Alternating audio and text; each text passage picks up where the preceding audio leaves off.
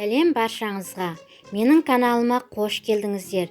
Егер де каналыма тіркелмесеңіз, тіркеліп қоңырауды басуды ұмытпаңыздар. Мен бүгін сіздерге пиццерияда дайындайтын пиццаның қамырының жасалу жолымен бөлісетін боламын.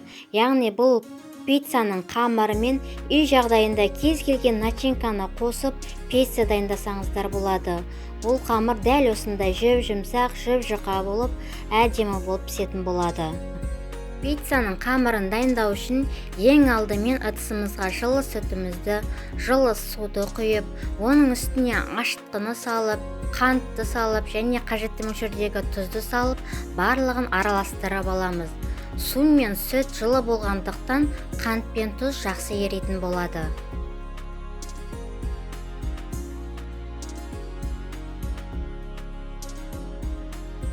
Енді сұйық майымызды да құйып, жақсылап бір араластырып алып, оның үстіне қажетті мөлшердегі ұнымызды, яғни електен өткізілген ұнды салып қамыр ететін боламыз. Оның барлығын бірге салмай, дәл осылай бөліп салатын боламыз. Пиццаның қамырына қажетті заттардың барлығының мөлшері төмендегі описанияда жазылған. Сол жерден қарасаңыздар болады.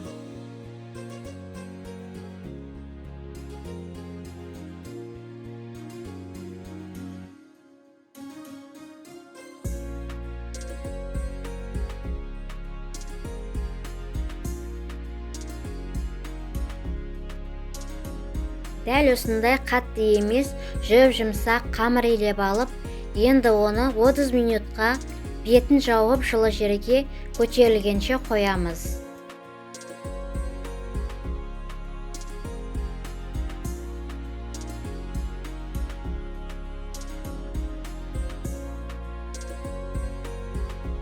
Дәл осылай қамырымыз үлкейіп көтерілетін болады.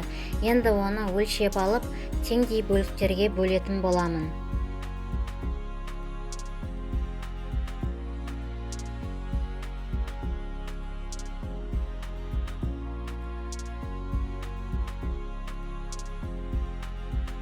Мен дәл осылай барлық қамырды теңдей төртке бөліп алып, оларды барлығын өлшеп алдым.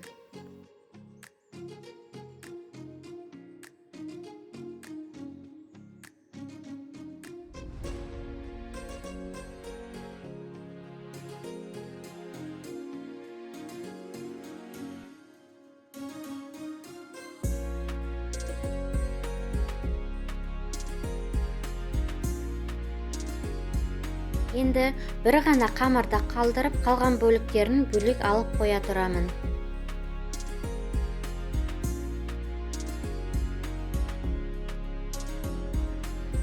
Ең алдымен пиццаның қамырын дәл осылай оқтаудың көмегімен жайып аламыз. Содан кейін барып пісіретін табамызға орналастырамыз. Мен дәл осылай нан пісіретін пештің табасына орналастырдым. Сіздерде егерде үйлеріңізде пиццаның арнайы ыдысы болса, соны қолдансаңыздар болады. Енді қамырымыздың бетіне майонез бен кетчуп араласқан соусты жағатын боламын. Егерде сіздерде арнайы пиццаның соусы болса, соны қолдансаңыздар болады. Немесе дәл осылай мен сияқты кетчуп пен майонезді араластырып қолдансаңыздар болады. Енді оның үстіне үккіштен өткізілген сырды саламыз. Сырды салып болғаннан кейін дәл осылай туралған колбасаларды орналастырамын. Сіздер өз қалаған начинкаларыңызбен жасасаңыздар болады. Начинкасын салып болғаннан кейін қызып тұрған пеште 6-7 минутта пісіріп аламыз. Одан артық ұстауға болмайды, әйтпесе қамыры қатты болып қалады.